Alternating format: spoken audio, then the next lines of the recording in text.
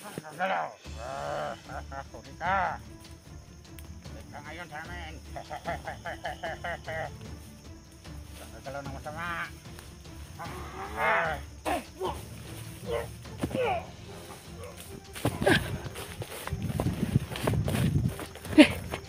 Ano ba yun? Hindi tayo pwede sa may siga mga tol. Buti na lang at ilas tayo. Sa pagpalang gabi mga tol. Ito. Nandito pa rin tayo sa gubat mga tol. Masid-masid lang tayo dahil sobrang dami ng mga bandido. Nagtatago, hindi tayo pagkampante. Huwag tayo pagkampante. Dahil yung mga bandido bigla-bigla na lang sumusulpot. Nilalamig na ako mga tol. Ang ginaw-ginaw na.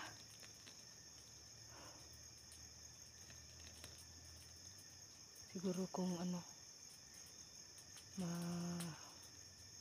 kunting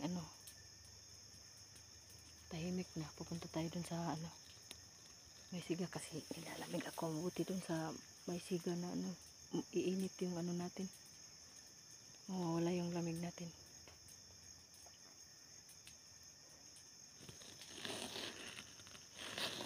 Bago po ang lahat mga tol, papasalamat nga po pala ko sa mga solid viewers ko, solid supporters ko, silent viewers ko, kahit saang lupalop ng mundo, Luzon, Visayas, Mindanao. Maraming salamat po. Sana hindi kayo magsawa na suportahan ako, lalo na ngayon na maliit pang bahay ko. Si Ray Bugarin po, thank you po. Ma'am Edna Vargas po from Mandaluyong City. Si Romeo Grupido, nag-add siya sa akin kanina. Tsaka si Pabay. Marami sila, hindi ko lang yung iba. Hindi ko memorya. Sobrang lamig na talaga mga tol. Kailangan kong pumunta doon. Kahit sandali lang. Pero naman, tahimik na, hindi na pupunta yung ibang dito, mga bandido.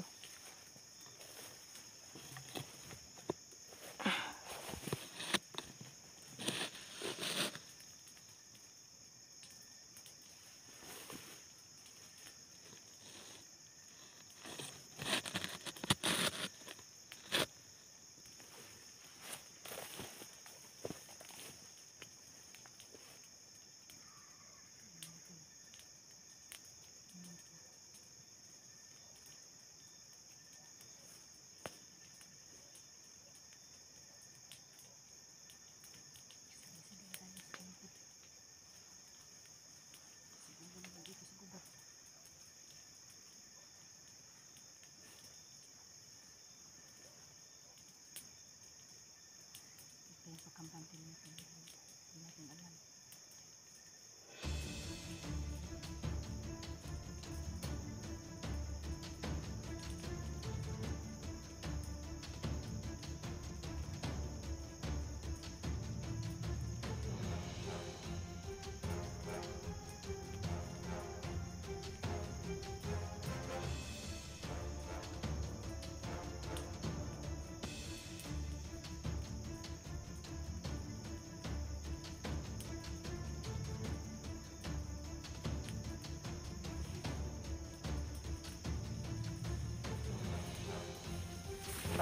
Galaw. Huli ka. Huli ka ngayon sa amin. Galaw ng masama.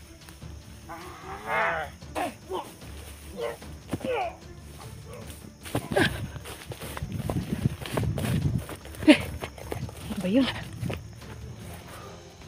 Hindi tayo pwede sa may siga mga tol. Buti na lang at ilas tayo.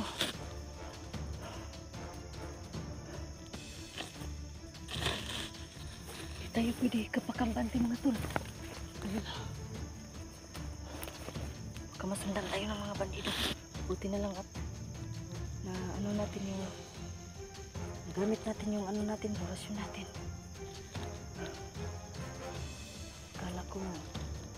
Kala ko magkapahinga na ako doon sa may ano. Sobrang lamig na naman. Hindi pa kanina uminit pero di pwede. Dahil may mga bandido.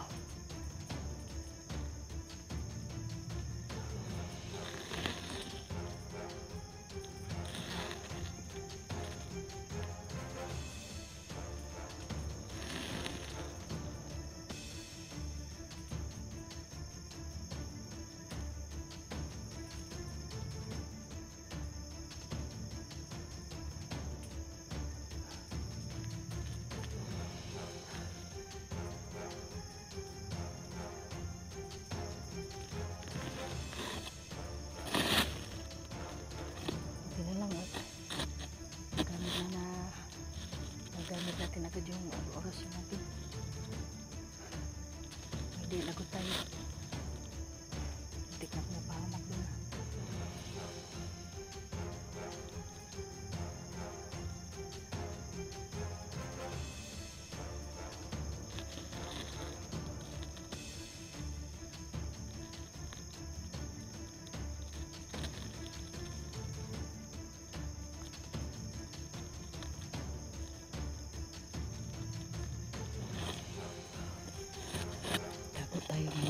Tayong pagkampante dito dahil hindi natin alam yung bandido ba siya talagang sumusulpo. Dito yung kapagpahinga eh.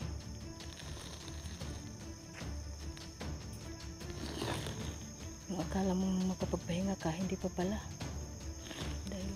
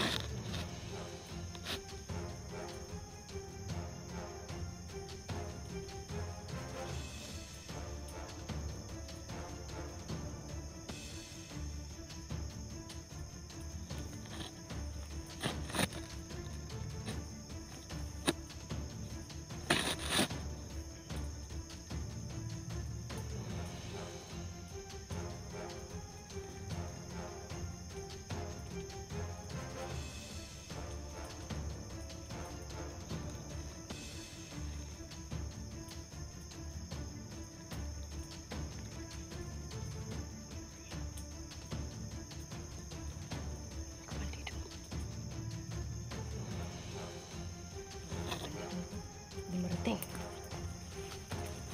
Takot tayo mata. Huwag tayong kampante.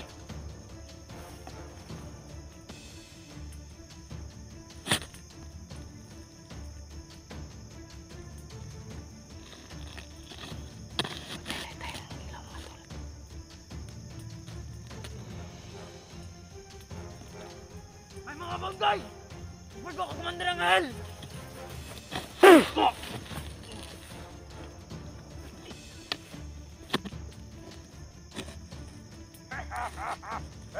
Bakit yung mga patay doon? Nililipot ito kay Commander Angel! Sabi na mga sila maraming bangkay doon! Report pala kayo ha. Report kayo ngayon. Kay Satanas. Hindi ko kayo bayaang makareport kay Commander Angel.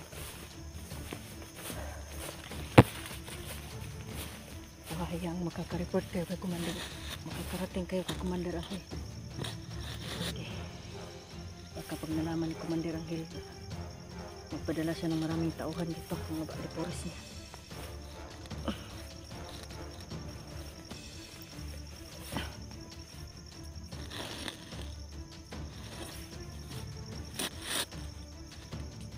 Hindi na pwede. Ito yung kampante lang.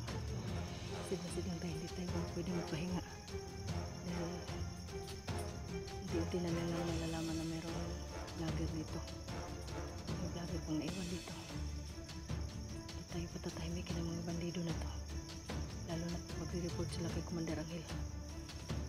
Masig lang tayo.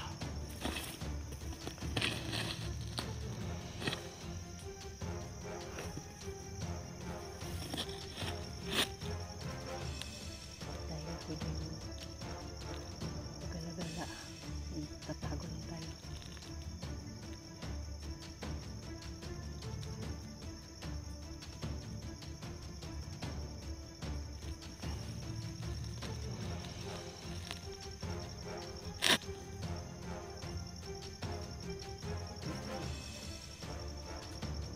Kita natin agad yung magre-report sana kay Commander Angel. Yun, kaysa panas ka mag-report.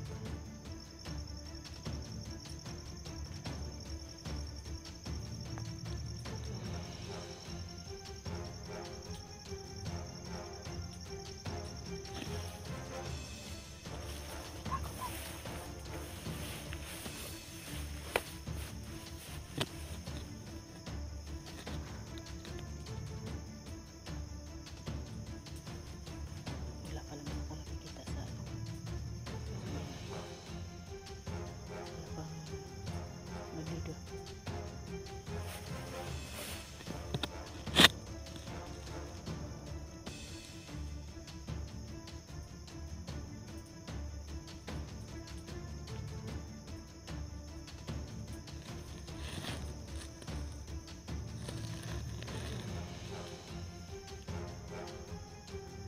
Commander Angel, hindi narinig ko. Gagawin niya lahat ng kasamaan. Pati yung pagtatanim ng mga bawal na gamot. Gagawin din niya. Kakarnap ng mga sasakyan. Ninakaw ng mga kalabaw. Papagawa niya sa mga deporis niya lahat ng mga masasamang gawain. Kawawa yung mga tao mabibiktima niya. Masahol pa siya kay Commander Edwin.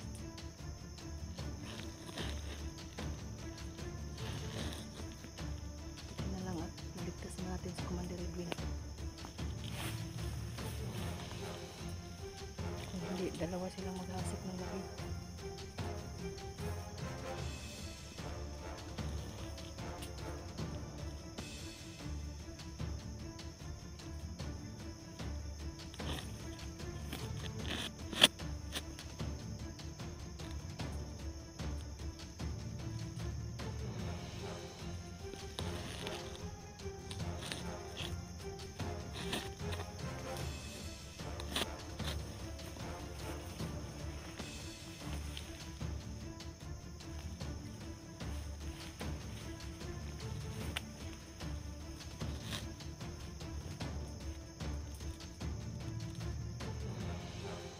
Nagkataon at nakapunta yung kay Commander Angel. Nagot ako. Papadala yun ng maraming reporters dito. Buti na lang at napatay ko agad. Narangan ko. So ngayon magpapahinga na lang tayo dahil wala pa naman akong nakikita sa parang nakikitang masama ang gilak ko. Pahinga na siguro yung ibang bandido.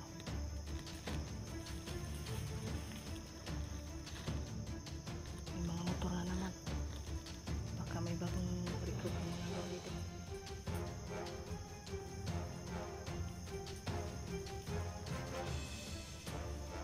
Huwag tayong pagkakanti. Kahit hindi walang nakikitang bandido ang kagimat natin. Hindi tayo pwedeng patulog-tulog. Hindi tayo padalas-dalas na patulog dahil baka mayari tayo ng bandido. Tingnan naman. Bigla na madilim.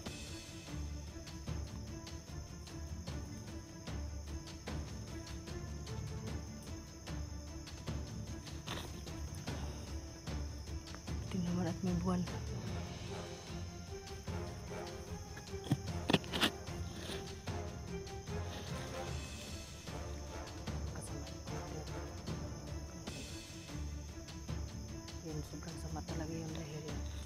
bagong commander yun. Bagong padala ang commander ni Baglap. Kahasik ng lagim dito sa atin. Rescue na natin yung kapatid ko. Bago na naman. Sobrang masaklapan ito. Sobrang sama niya. Gagawin niya lahat ng kasamaan dito sa lugar natin. Nanakaw ng kalabaw, baka, pagkakarnak ng mga sasakyan, pangingidnap ng mga bata, kahit matanda, kikidnapin, tatanim ng mga bawal na gamot, paggawa ng factory ng mga droga. Sobrang sama niya. Mas masahal pa siya kay Commander Eglin nung kapatid ko naging commander. Mga bata lang kinikidnap. Ito sobrang sama. Dala niya na lahat ng kasamaan. Sa ngayon mga tol, pahinga na muna tayo. Abangan nyo na lang mga susunod na video ko.